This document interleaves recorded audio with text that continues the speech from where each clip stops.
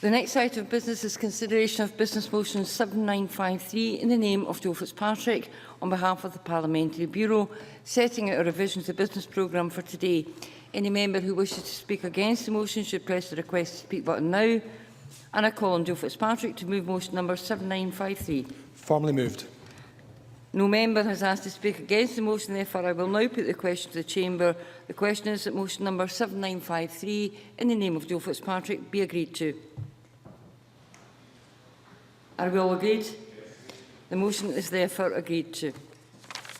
The next item of business this afternoon is topical questions. And question number 1, Angus MacDonald. Thank you, Presiding Officer. To ask the Scottish Government what discussions it has had with INEOS and Unite the Union regarding the dispute at the Grangemouth plant. Cabinet Secretary John Smith. Presiding Officer, the Scottish Government has had a number of discussions with senior management at INEOS and the trade union Unite over the past few weeks in relation to the inquiry into the conduct of a trade union official, pension negotiations and the long-term future of the site. We will continue those active discussions in the days ahead. We are disappointed that discussions between INEOS and Unite to date have yet to resolve the issues, and we urge the union and INEOS managers to work together to achieve a settlement. The Scottish Government will do all it can to assist in resolving the outstanding issues with the objective of securing the future of the site. Angus MacDonald. I thank the Cabinet Secretary for his detailed reply and the work he's done on this issue to date.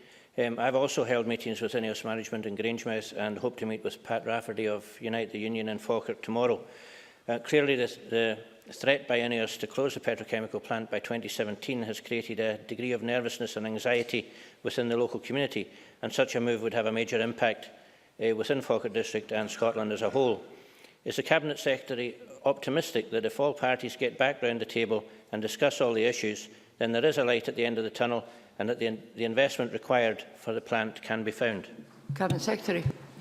Presiding Officer, the first point I would want to make is to agree wholeheartedly with Mr MacDonald that the INEOS petrochemical plant represents a very substantial contributor to the Scottish economy and particularly to the economy in Falkirk and District. And its significance cannot be overstated in terms of employment and economic impact. As a consequence of that, the Government is spending a great deal of time and effort trying to encourage and support the parties in coming to some agreement on the issues that are outstanding. I think there is the basis of an agreement based on the point that I made in my original answer to Mr MacDonald, that the Government's objective in supporting these discussions is with the objective of securing the future of the site. And from my discussions, that is also the position of the INEOS management, and it is also the position of Unite the Union. So I hope by collaborative discussion we can encourage the resolution of the issues that are at stake, and we can concentrate on securing a strong long-term future for the INEOS plant. Angus MacDonald. Thanks again for your response, Cabinet Secretary. INEOS recently started marketing their spare land on the site to attract new businesses associated with the petrochemical industries, and indeed we will be discussing one of the options in this chamber on Thursday afternoon. Given that INEOS have previously stated that there is no plan B, does the Cabinet Secretary agree with me that with commitment from INEOS, Unite and both governments, the future for Grangemouth as a major contributor to the Scottish economy is a positive one? And will he undertake to keep me informed as a local constituency member of any progress between management and the unions? John Swinney. I certainly, Presiding Officer, undertake to keep Mr MacDonald as a local member informed of developments, and I will of course be very happy to keep Parliament informed and will keep Parliament informed of any developments that involve the Government's action in this respect. I do agree that there is a basis upon which the future of the site can be secured with investment from the company by participation of what is a very strong workforce and support from both the Scottish and the United Kingdom governments. And I have had active discussions with the United Kingdom government to ensure that they understand our perspective on this issue, we understand their perspective, and that has resulted in a very productive set of discussions with the UK government. And we will continue to do that and to continue to deploy those discussions and interventions to support the creation of a long-term future for the INEOS plant. Ian Gray. Thank you, Presiding Officer, and I draw the Chamber's attention to my entry in the Register of Interest, which shows that I am a member of Unite the Union. It's clear, I think, that the current dispute is both holding up and potentially prejudicing important and perhaps potentially difficult discussions which have to take place towards the long-term future of the INEOS plant. It seems also clear that that cannot happen until two things happen. Firstly, the union ends its industrial action, and secondly, the company ends the disciplinary action currently underway against a trade union convener at the plant. I realise that this is an unusual kind of intervention to ask for, but in the light of the far bigger issues at stake here, can I ask if the Cabinet Secretary can use his good offices to try and achieve both of those two things? Cabinet Secretary. I agree with the analysis that Ian Gray has set out, that the issues around the disciplinary action or consideration of a disciplinary case against a trade union official is hampering the substantive discussion, which is around the sustainability and future of the plant. And that substantive discussion has to be embarked upon to ensure that these issues can be resolved in due course. I can give Mr Gray the absolute undertaking that ministers will continue to encourage and facilitate and take all steps we possibly can do to encourage the focusing of the discussion on the substantive issues, and by that measure the obstacles of the consideration of a disciplinary case and the industrial action that is there need to be resolved to enable us to proceed in that question, and that's very much the approach the Government is committed to taking, and I will happily keep Parliament informed of the developments that take place in that respect. Question 2, Patrick Harvey. Thank you, Presiding Officer. Can I ask the Scottish Government what consideration it is giving to the future of local government powers and finance? Cabinet Secretary John Swinney. Presiding Officer, we remain committed to a partnership with local government to realise the benefits of integrated and improved services using the powers and finances available under current constitutional arrangements. This includes strengthening our collective efforts to mitigate, where possible, the impacts of the UK Government's welfare reforms. The powers of independence will provide the opportunity for a new relationship between government and local authorities to fully address the needs and aspirations of our local communities, and also for the status and rights of local government to be recognised in a written constitution. Powers and structures are only one part of our journey towards achieving better outcomes as we empower communities, build on the assets within communities and strengthen partnership working to renew local service delivery. Patrick Harvey. Thank you. I agree with the Cabinet Secretary that powers and structures are only one aspect of this debate, but there is a growing appetite, I think, for a real decentralisation of power in Scotland, and also a reinvigoration of local democracy and local democratic participation. We're also dealing with a local government structure which is financed on the basis of now absurdly out-of-date valuations of properties. Does the Minister agree that we must avoid the risk that whatever the result of next year's referendum, we must avoid the risk that the next session of the Scottish Parliament is again deadlocked on the issue of local government finance reform, and finding solutions to this and a way to avoid that risk is a real priority? Cabinet Secretary. The first point I would make, Presiding Officer, is to say that I agree wholeheartedly with Mr Harvey in his argument about the necessity of decentralising power within Scotland. I presided over the agreement of the Concordat with local government in 2007, which transformed the nature of the relationship between national and local government and removed, over the space of about 5 years, the level of ring fencing in Scotland to the level where it now amounts to a very, very, very small proportion of the local government settlement, whereas when we came to office, ring fencing totalled over in excess of £2 billion out of the local authority settlement, and that gave significant flexibility to local authorities to determine their own priorities.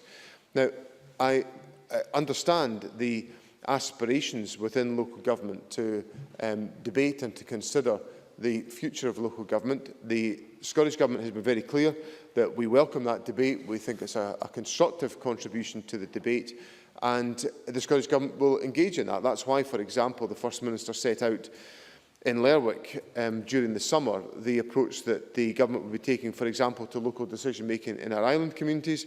It's why the Government has worked so hard to ensure that the dialogue we have around legislation, for example, in community empowerment, enables us to reinvigorate the sense of community participation within our society, which we all recognise, and certainly ministers recognise, to be an important bedrock of the structure of democracy within Scotland. Mr Harvey. Thank you. Although the aspects of that answer that I welcome, it does slightly sidestep the issue of local government finance reform. The SNP, the current government, has its own policy about what it would like to do to replace council tax. The Labour Party, I gather, are currently consulting on their options about what they might support as a replacement. My party is clear about its policy, but surely we have to avoid another session of the Scottish Parliament where we don't have a clear political way forward through this. Another deadlocked Parliament on this issue would be a genuine problem. Does the Cabinet Secretary not think that it's time for a bit of calm cross-party discussion, including those in local government, but including those across the political spectrum, to find out how we can avoid the risk, the real danger, of yet another term of the Scottish Parliament where we do nothing to reform local government finance? Cabinet Secretary. I think there's 2 points I'd make to Mr Harvey. The first is in relation to the nature of the dialogue, and I'm all for a calm cross-party dialogue on these questions. I think that can help advance our consideration of some of these matters. But I'm also in favour of parties remaining faithful to the commitments they made to the electorate when they were elected. And we were elected in 2011 on a commitment that we would consider during this Parliament the approach that was taken towards the issue of local taxation. We accepted from the last Parliament that we were unable to reach consensus about that in the last Parliament. I think that's a fair reflection on the 2007 to 2011 Parliament. So we set out, and we will fulfil that commitment, that we'll have that dialogue during the course of this parliamentary term. I also believe, and this is my second point, that we should be clear about the nature of financial support that's been given to local government within Scotland.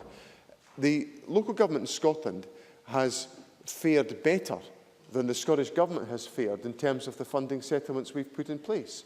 So we have actually seen the resources rising for local government at a faster rate than resources have risen for the Scottish Government. And I think that demonstrates the degree of commitment and priority that this Government makes towards properly funding local authority services. And of course we can have the discussion about the approach to local government finance, and the Government will do that by fulfilling its manifesto commitments, which of course also included another important commitment to the public, which was to freeze the council tax during this parliamentary term, and we are continuing to do that. Sarah Boyack. Yeah, just picking up on the Cabinet Secretary's comments there, when is the Cabinet Secretary going to bring forward the SNP's suggested local income tax proposals for that wider consideration in this chamber? And does he not consider that the financial sustainability of local government services has got to be a discussion for all of us across the chamber now, given the fact we've lost 40,000 jobs over the last few years, and given the pressures that the Christie Commission have highlighted for all of us to address? Cabinet Secretary. Well, in relation to the points that the Christie Commission have raised, the Scottish Government accepted the conclusions, the very valid and strong conclusions of the Christie Commission, and we've embarked on a process of public sector reform, which I think is now gathering very significant pace, delivering improvements to the services that the public experience, and is improving the outcomes that are achieved for members of the public in Scotland. Now, that has been done despite the fact that we're under enormous financial pressure. And the reason why it's been done is because public servants are working in a collaborative way across boundaries, across disciplines, with the Government under the umbrella of the programmes put forward by the Government to improve the services that are put in place for members of the public. Now, for Sarah Boyack to say to me that somehow, I can only infer from her point about the loss of employment in public services, that we should somehow be re-employing these individuals and somehow paying for these services. Well, again, we're back into the hard realities of where the Labour Party fails in its contribution in Parliament. We cannot employ people if we don't have enough money to pay for them. It's a simple, basic line of arithmetic. It's beyond me that I have to keep on reminding Parliament, and not reminding Parliament, reminding the Labour Party that we can't employ people that we can't afford. And we have to live within our means within this parliamentary term. And what we are doing is we are ensuring the resources available in Scotland are improving the outcomes that are there for people in our country. And finally, on the question of local finance reform, the Scottish Government will fulfil its manifesto commitment to open up the discussion to seek a broader agreement around local taxation during this parliamentary term. The Labour Party are very welcome to contribute to that process once they make up their mind what their position is. The